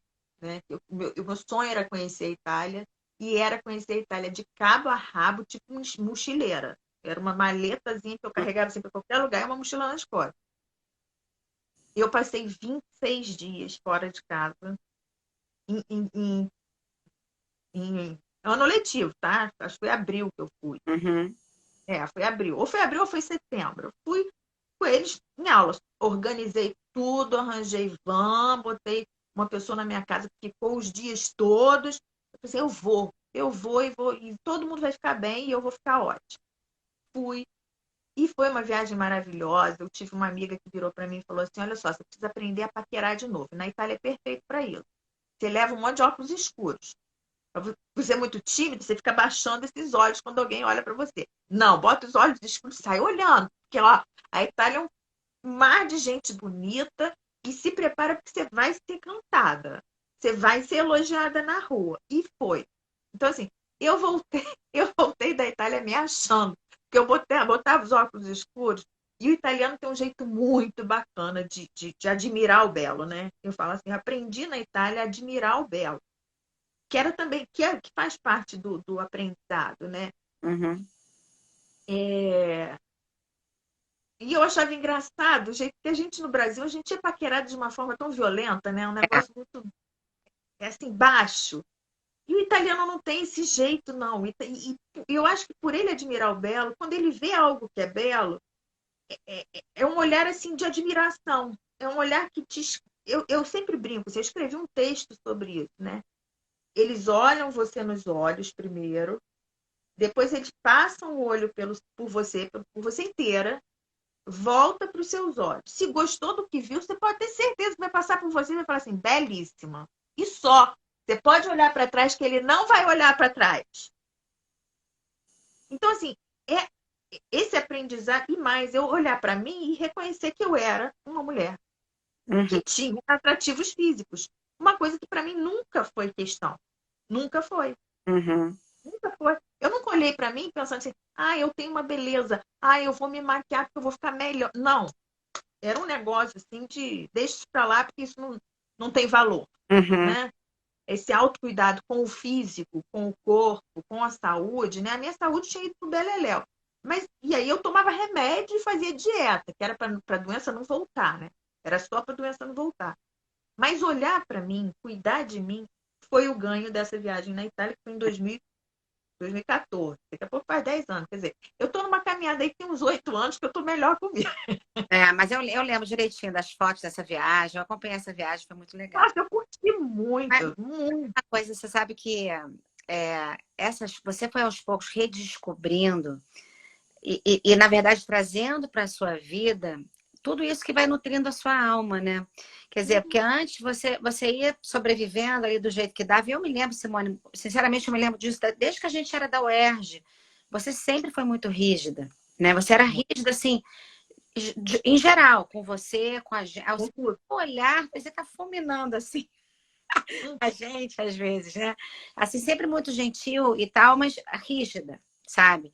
E você foi perdendo, acho que você foi realmente se livrando desses pesos todos, né? Largando para trás essas pedras que você carregava por iniciativa própria, sabe? Sim. Foi largando, aí foi se permitir devagarinho, né? Aí foi passar um final de semana fora, depois 4 dias, blá blá blá. E tudo deu certo, né? E também isso acaba sendo até um banho de humildade que a gente toma, quando a gente percebe que o mundo não vai parar, sabe? Você pode fazer sua viagem, as pessoas vão se virar e tá tudo bem. Você não precisa ser aquela que carrega e resolve tudo, e a fortuna sabe? Não precisa. Não. Hoje eu sou uma pessoa completamente diferente. Completamente diferente. E eu, assim, agradeço muito eu ter me permitido.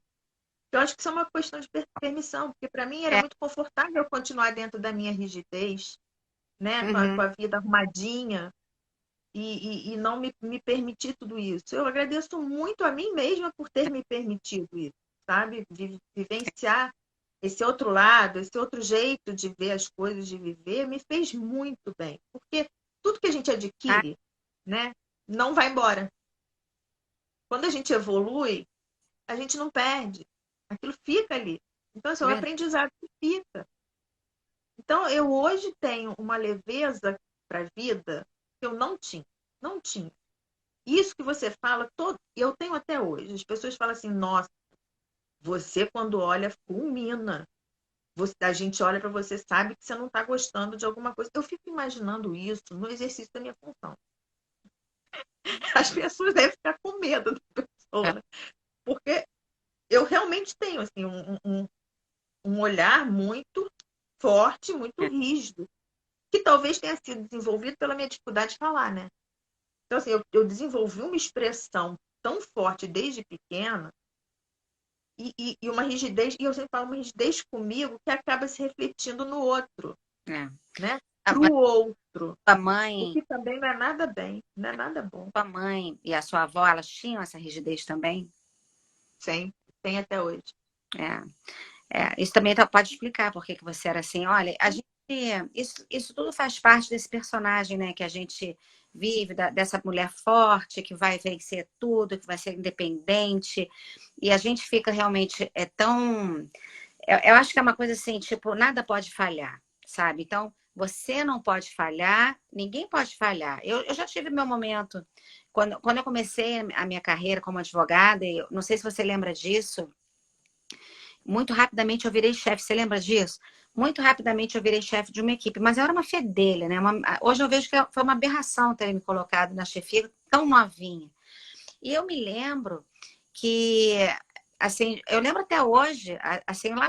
Mas você também não foi, nunca foi muito fácil, né? E uma capacidade de liderança imensa. Reconheceram isso, ponto. Mas Simone, a gente pode ter capacidade de liderança, a gente pode ter tudo isso, mas a gente não tinha ainda vivência e maturidade. É. E hoje, na época, obviamente, a gente não sabia disso, mas hoje a gente sabe. Então, assim, eu era dura demais, eu era implacável demais. Eu fiz as pessoas sofrerem, inclusive, por causa desse meu jeito duro e rígido, mas na verdade era o jeito que eu sabia ser naquele momento, né? Naquele momento eu achava que isso era uma coisa necessária. Hoje eu vejo que não, essa grande palhaçada. Não precisa, entendeu? Mas na época eu achava, né? Mas enfim, E a gente superar, né, essas características, que são características de família. Hoje falo, né, depois de muitos anos de terapia, eu falo assim, gente, eu tenho uma doçura, eu tenho uma fragilidade escondida atrás de uma capa maravilhosa. Tchau, Lea. tchau. Obrigada. Patrícia Antonini, viu? Patrícia Antoni. Fala. Eu ganhei assim um outro ar, um outro ar. Eu sou outra pessoa e eu sou de fato que eu sou. É como se eu tivesse descoberto e me permitido me encontrar com a minha essência, deixar de ser o que todo mundo esperava que eu fosse. Porque, na verdade, a gente vai construindo quem a gente é para agradar o outro. É, Né? A gente está sempre naquela de aí eu estou sendo avaliada. Quando é pequenininho é pelos pais, pelas mães, e a gente não quer desagradar. Vai ficando adolescente, você não quer desagradar o grupo é, a que você pertence. Aí você cresce mais um pouquinho, você, né? No trabalho você também quer se sobressair, mas foi Fábio, e não quer se, né, contrariar ninguém. Aí você se casa, você também quer fazer o outro feliz, e vai se adaptando, e vai cedendo. Então, assim, você vai criando tantos modos de ser para fazer o outro feliz que você esquece de ser quem você é. é. E você vai perdendo a conexão com quem você realmente é. E o pior, eu até estava hoje conversando com uma pessoa sobre isso, né? Teve um filme da Disney, não sei se você assistiu Encanto, Uhum. aquela Maravilhoso. princesa, né, que carrega todo o peso, aquilo obviamente é uma figura, né? Mas eu Eu me conectei total com a Luísa. tô falar que você é tipo a Luísa. E ali o que que acontece?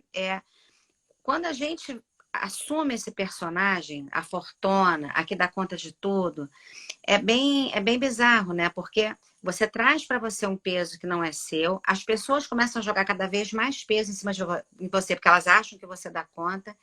E eu acho a face mais cruel de todas é as pessoas olham para você e elas não veem a sua fragilidade. Elas veem você forte. Então, quer dizer, você já não quer sair do personagem, você não quer mostrar para os outros as suas fragilidades, mas as pessoas também, elas estão tão convencidas que você é fortuna que ninguém considera a possibilidade de você, naquele momento, estar passando por alguma dificuldade ou estar com alguma questão.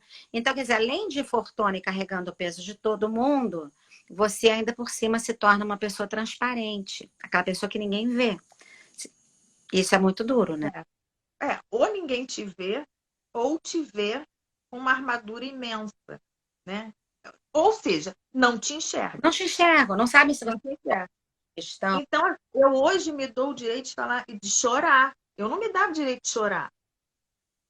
Eu quantas vezes fui chorar no banheiro, no banho, porque era para eu não sentir as minhas lágrimas escorrerem. É.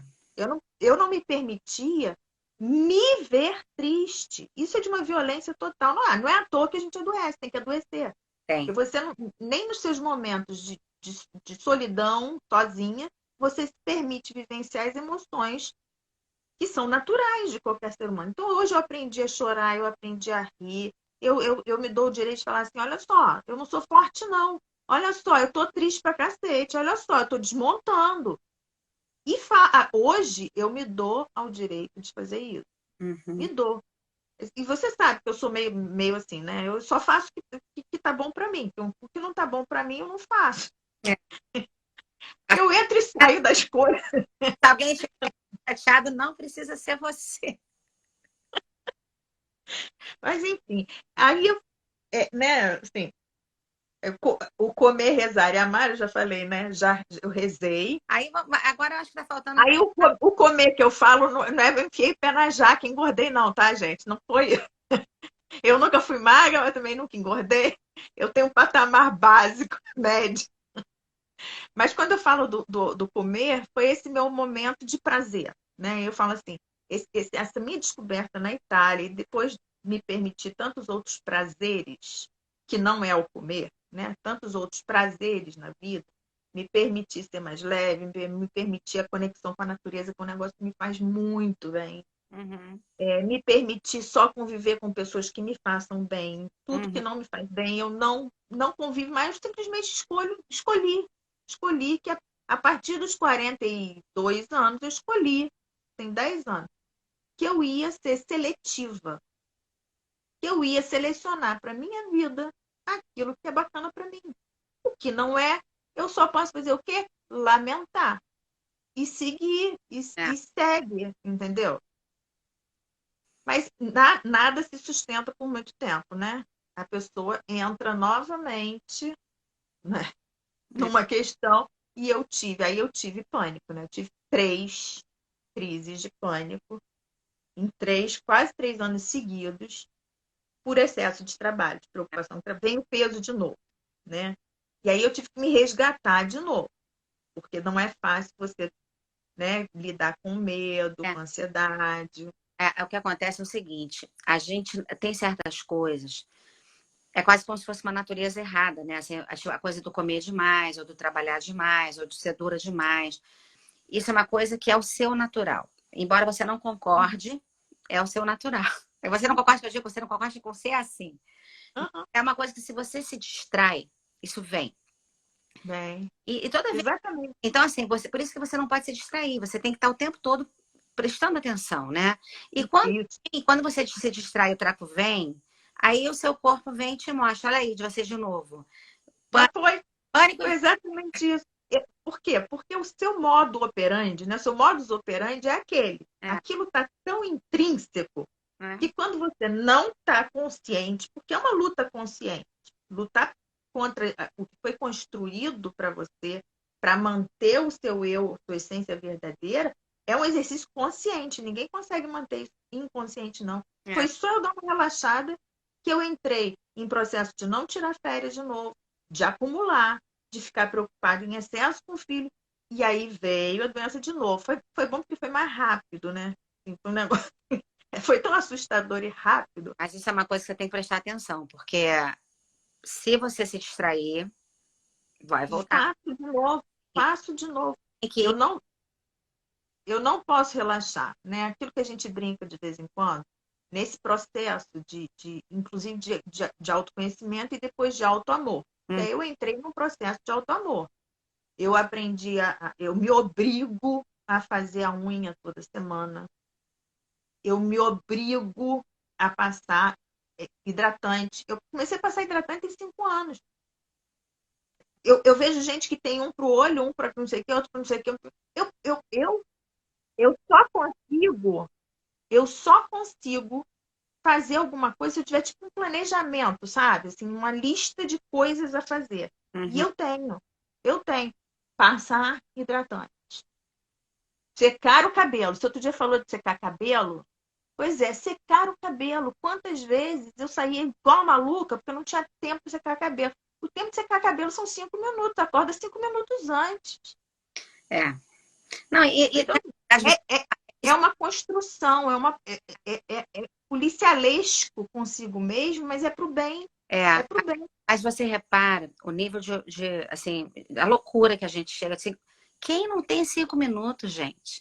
Tem sim, sabe? Então para de maluquice, vai lá e seca o cabelo, Não, sabe? e não é 5, não, tá? Eu acho que a gente tinha que, pelo menos, se dedicar meia hora. Meia hora. E exploda-se o mundo É, inteiro. é A isso. minha meia, o dia tem 24 horas. Se eu não puder tirar meia hora para me olhar, cuidar de mim, tomar um banho quentinho, fazer um carinhozinho, Mas deitar, relaxar e fazer uma meditação, que pessoa sou eu que não cuida de mim, entendeu? Como é que eu cuido do outro? mas isso aí é você com essa autoexigência excessiva e o chicote na mão. Então, assim, porque a gente cuida de todo mundo. Se qualquer dos seus filhos precisasse de alguma coisa, você precisasse chegar meia hora depois do trabalho, você ia fazer. Mas para você não, né? Ah, não, eu tenho que sair correndo, não tenho tempo, blá, blá, blá. Isso é uma coisa muito errada. Isso é uma coisa que faz, eu também já fiz muito. E, e eu aprendi, mas eu tive que fazer assim, na base eu bloqueei minha agenda, tipo assim, A Marcele está falando aqui, tá difícil de lavar o cabelo, imagina secar. Mas também Marcele está no quarto filho com um filho pequenininho. é, Não, Marcele, olha só, se abraça, né, dá um carinhozinho, porque é uma fase. é, Mas passa, ela sabe disso. Ó, Marcelo, ó, vou te dar depoimento aqui. Eu, quando tinha meus filhos pequenos, eu não fazia, não me cuidava, não sei o quê. Um dia, eu achava que eu estava arrasando, porque eu só me dedicava a eles, né? Todo meu tempo era para o trabalho e para os filhos. Um dia, eu percebi que eu estava irritadiça, eu estava com pavio curto, eu estava perdendo até a alegria de brincar com eles, por exemplo, que eu estava sempre exausta e oprimida. Aí eu concluí que era melhor eu cuidar de mim um pouquinho, sim, ficar um pouquinho menos com eles, mas estar inteira, né? Isso foi Exatamente. importante para mim. É. Mas tem essa coisa da maternidade, né? A maternidade é outra cobrança sobre a mulher, né? A gente se cobra muito, A, a sociedade cobra da gente, a sociedade né? não cobra tanto quanto a gente se cobra. A gente Sim, faz isso com a gente. Assim, eu tenho até eu não sei se você conhece a Renata Malafaia. Ela conta uma história que eu gosto muito. Ela teve filhos gêmeos, né? E aí ela foi uma grande lição que a mãe dela deu para ela. Assim que as crianças nasceram, as crianças estavam no quarto, ela foi fazer uma refeição e uma das crianças chorou, ela devia estar com babá eletrônica, sei lá, e na hora que a criança chorou, ela teve aquele impulso, sabe, tipo, sair correndo, que eu fazia isso também. A mãe dela virou para ela, não, senhora, você vai fazer a sua refeição, depois você vai. Então, assim, você tem que cuidar de você. Depois você vai. E isso é uma pena que a minha mãe não falou isso para mim na época. Eu saía correndo, igual uma desesperada, comia de pé, e, enfim, essas coisas. Mas mas a minha mãe nunca diria isso, entendeu? Eu tive que aprender sozinha, porque o nível de exigência na minha família, principalmente com relação à maternidade, ao servir o outro, é um negócio muito alto. a minha É mãe um, hoje, é um padrão assim, sabe? a mamãe até hoje, assim, nós éramos 6 pessoas, né? Se a gente fosse, se viessem 5 bifes para a mesa, ela imediatamente falava, não, eu não vou comer. Uhum. Sabe? É bem assim. É, então, assim, até hoje ela é assim. Eu falo que é essa maternidade altruística que é de um egoísmo profundo, É, pois é. porque na verdade você está, né? Que olhar é esse que você está dando para você, que é um olhar egoísta? Porque ele é egoísta, ele não te faz bem? Até mesmo um exemplo, né? Se vem 5 bifes, vamos dividir, Sim, né? vamos fazer estrogonofe desse negócio aí. Faz um picadinho e divide as fatiazinhas. Mas, enfim, Agora tá eu faltando posso falar da comentar. Rede Sorella, né? Pois é, né? Como é que nasce o Sorella?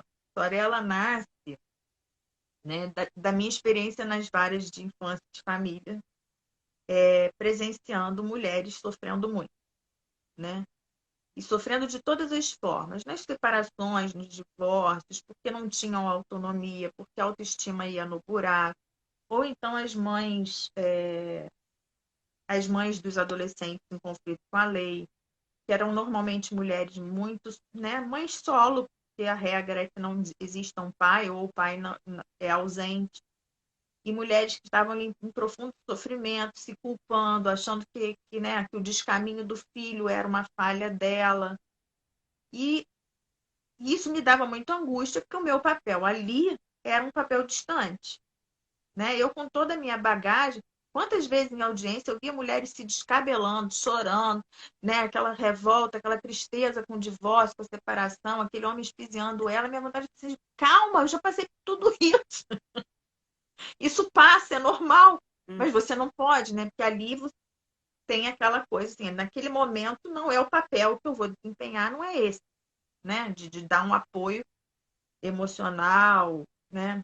Dar uma moral, dar uma levantada na pessoa. Não é aquele, mas eu sentia vontade, era uma coisa assim que vinha. Quantas vezes eu senti vontade de chorar junto com as mulheres, chorando.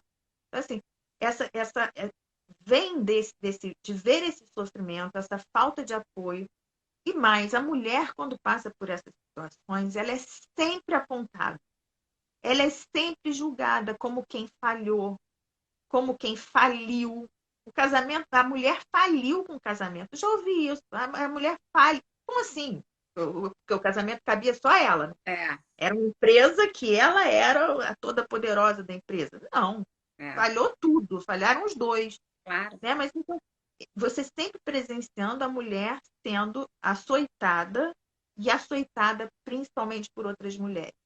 Isso foi me dando uma angústia, né? O quanto eu fui percebendo comigo, nas minhas experiências de vida, naquilo que eu passei, nos meus momentos, e presenciando aquilo acontecer com tantas mulheres. Porque se fosse uma realidade só minha, era só minha.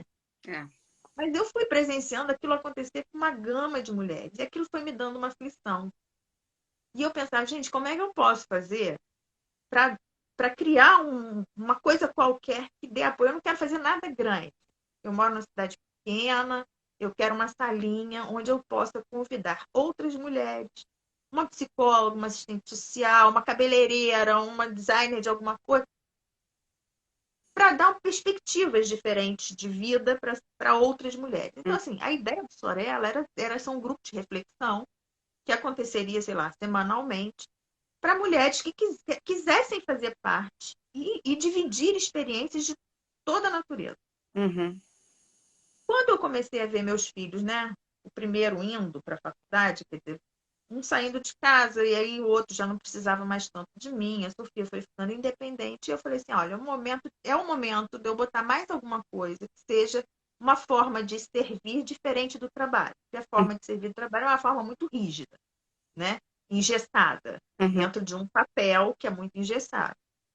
Eu falei, cara, eu vou fazer isso. Consegui o lugar, consegui umas amigas e tal. Eis que em março de 2020, né? O início da pandemia, foi 2020. Uhum. Em março de 2020, eu consegui o lugar, as pessoas ia fazer, né? Criar o projeto, criei o projeto, ele ia acontecer.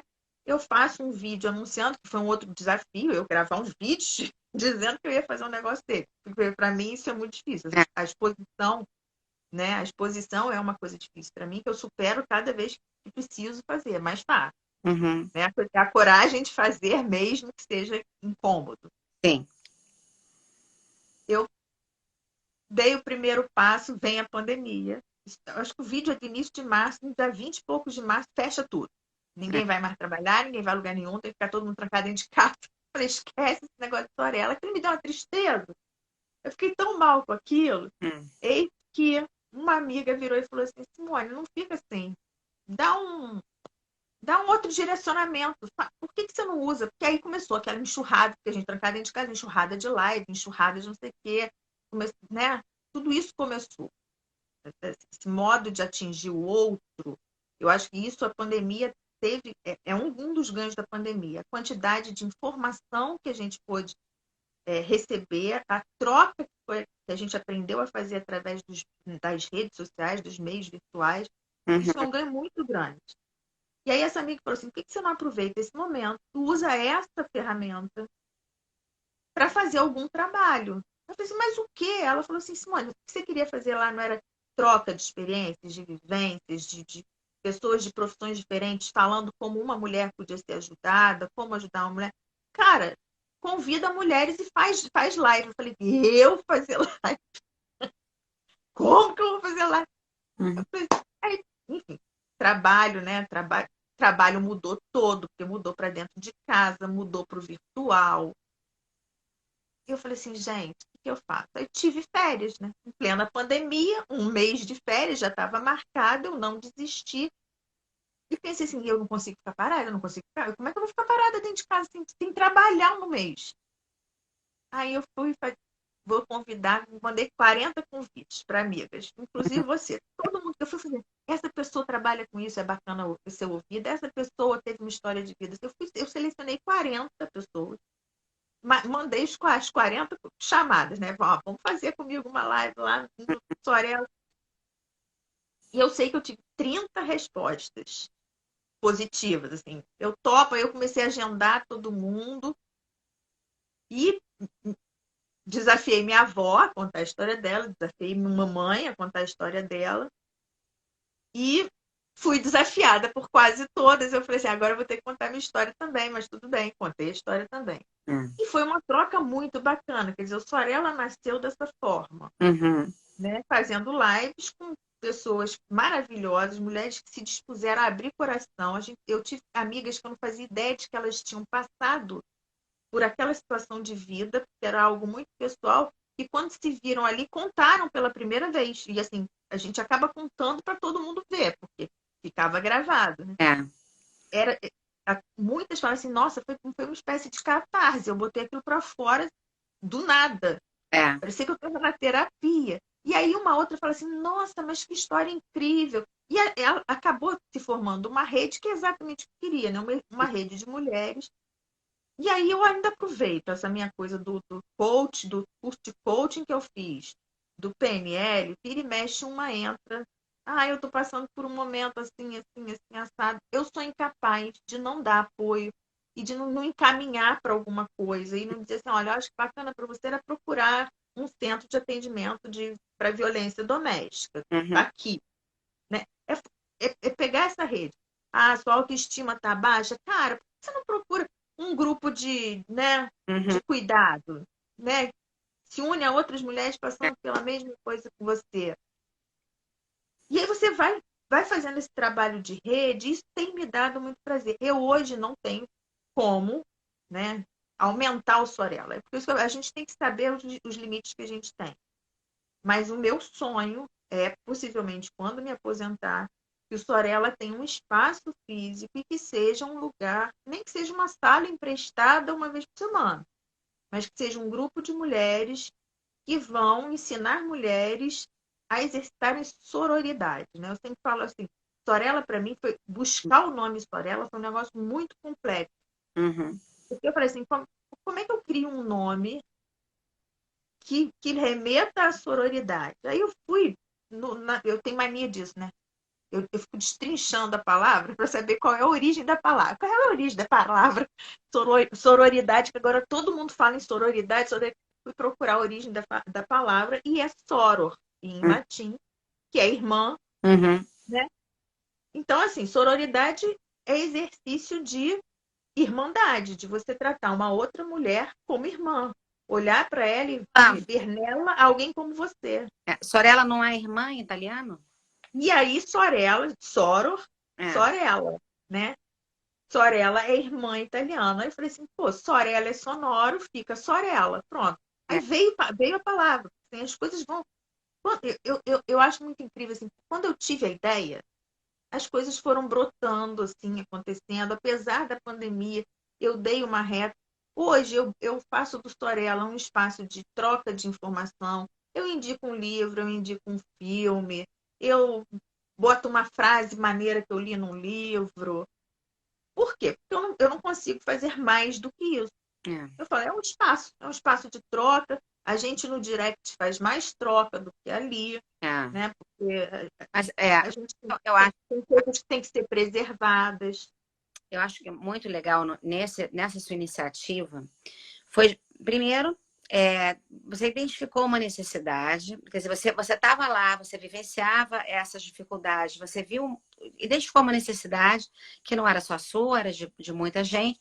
Falou, cara, o que eu posso fazer? O que eu posso fazer para trazer algum tipo de quase de colo, né? Para trazer um lugar de acolhimento para essas pessoas. Recolhimento. Aí eu acho também que aí vamos voltar lá para o início da live que eu estava falando, que às vezes a gente não faz determinadas coisas porque a gente acha que não dá para fazer nada muito grandioso. Mas você vê, às vezes você faz uma coisa que não é nem tão grande assim, mas já faz diferença na vida de algumas pessoas, né? Então, assim, e pode crescer, claro que a gente sabe que pode, sabe? Mas assim, nesse momento você faz o que dá para fazer. E isso já é maravilhoso. Isso é sensacional. Então, assim, no que você cria aquele espaço, e é uma coisa engraçada, eu acho que parece uma mágica que acontece, que assim, a pessoa tem uma iniciativa, cria um espaço, ela tem uma ideia, mas de repente surgem outras possibilidades, pessoas que eventualmente vêm contribuir, e quando você vai ver, aquilo se desdobra, né? A gente viu, você assistiu a live da Daniela Vignoli, que fez aquele projeto na Rocinha, que coisa maravilhosa. Sensacional. Sensacional. Então, assim, e que nasceu de uma iniciativa muito parecida com a sua, É. né? Não, e assim, cada vez mais, e é engraçado que as pessoas falam assim, você virou feminista. Você virou feminista? Eu falei assim, olha só, primeiro que eu sempre tive problemas de dizerem que eu sou feminista. Principalmente que quando me chamam de feminista, parece xingamento, é tipo É. uma crítica, né? Ao contrário de falarem assim, você é independente, você é autônoma, não, você é feminista. Eu falei, gente, mas feminismo é outra coisa. Então, assim, você agora criou uma página de feminismo? Eu falei, não, não. Raramente eu falo ali sobre igualdade de direitos. Não.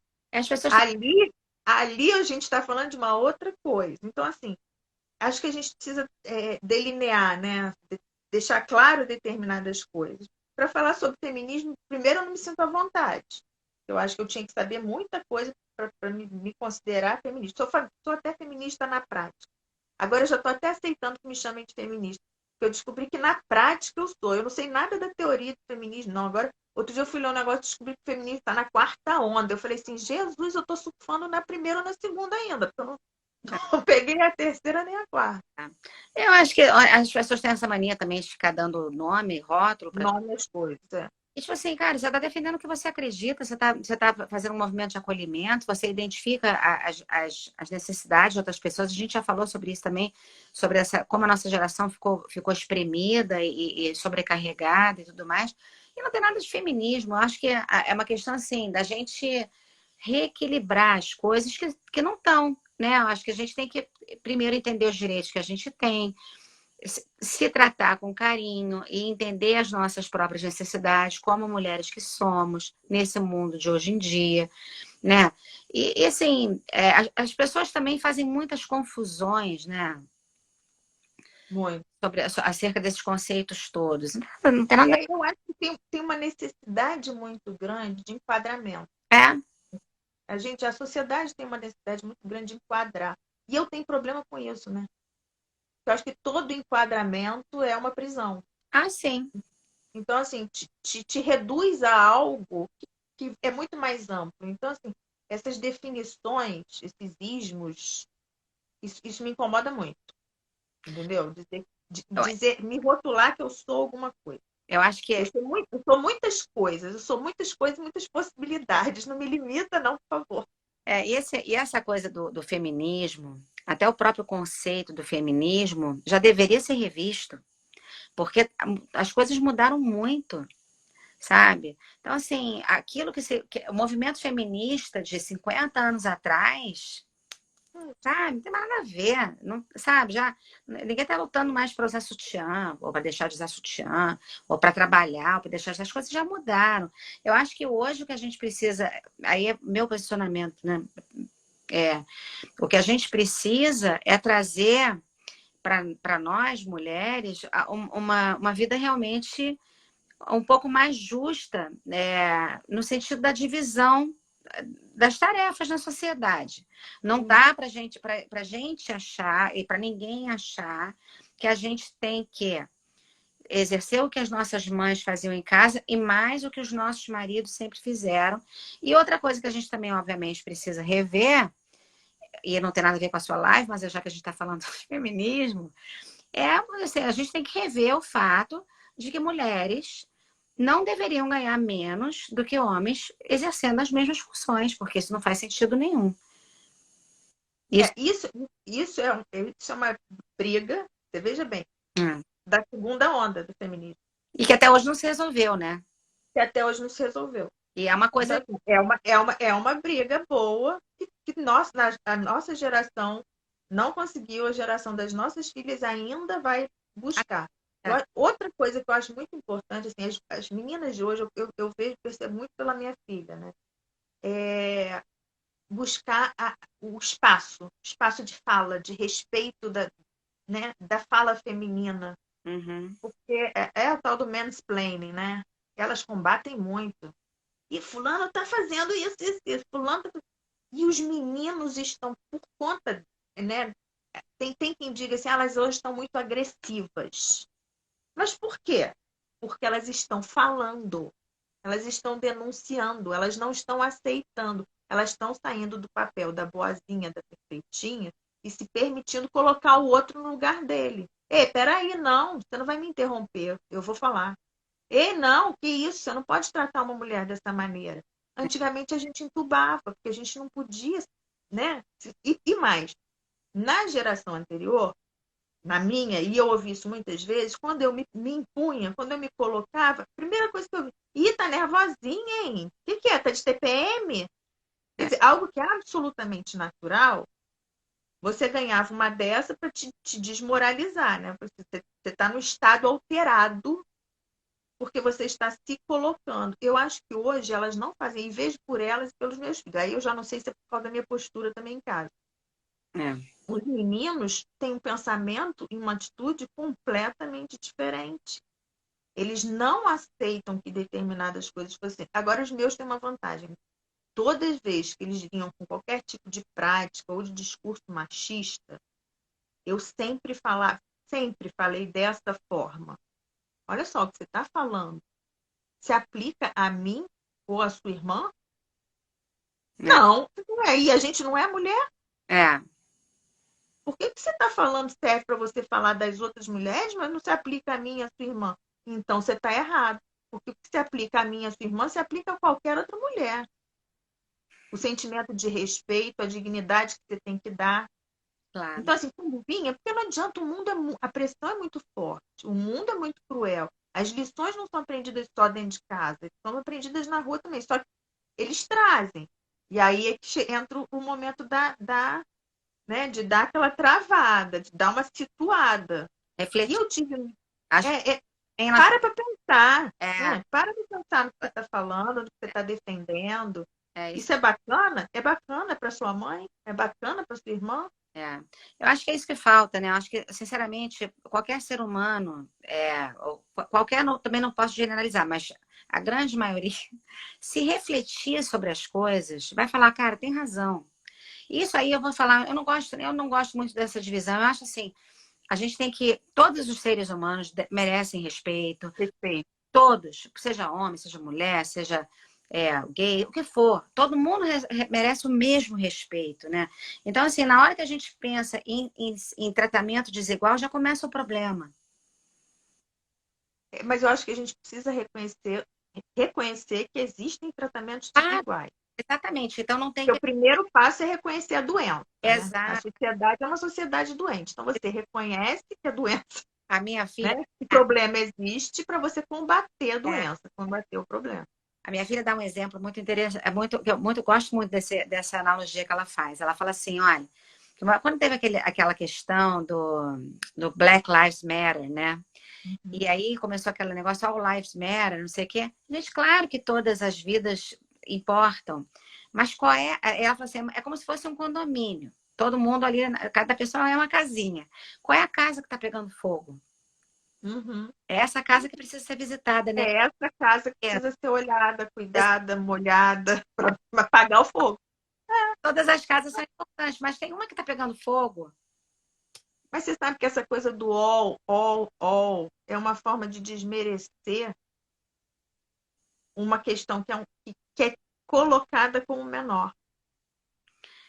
Porque Olha, você pega e fala, ah, não, mas olha só, isso é uma palhaçada, esse grupo aí está fazendo esse estardalhaço, uhum, mas todos importam. É óbvio que 12. todos importam. É igual na minha casa, quando os meus filhos todos importam. Mas quando um adoece e precisa da minha atenção maior, é lá que eu vou. É, É lá que eu vou cuidar. Então, assim, eu não desmereço nenhum tipo de luta. E a gente está num momento onde a gente precisa curar as nossas feridas pessoais e sociais. é, Que a única forma da gente ter um mundo melhor lá na frente, deixar um mundo melhor para os nossos filhos, é curar essas coisas. A é. primeira cura começa dentro da gente. Mas o olhar para a sociedade, dizer para a sociedade, olha só, cara, não dá não, não dá para continuar com esse discurso e com essa prática. É, Para pensar, para pensar, é verdade. né? E essa questão, né, que a gente está falando, na verdade, são muitas questões. A gente, quando olha para o problema, é um problema muito. Você tem vários problemas para resolver. Aí a gente volta para a história. Não vamos poder resolver todos, mas quem sabe a gente pode contribuir positivamente para a melhor coisa, né? Então, isso aí é um caminho interessante. Simone, são 2 horas já de papo. Eu amei. A gente Já estaria conversando a falei, toda. falei que ia virar bate-papo. É muito gostoso conversar com você sempre. Pessoal que está aqui agora, que não estava no início. Meu nome é Patrícia Antonini. Eu toco. Meu perfil chama Lean Together. E é um perfil onde eu falo de muitas coisas. Eu falo de autocuidado, eu falo de perda de peso, de amor próprio. A gente precisa se olhar, a gente precisa refletir.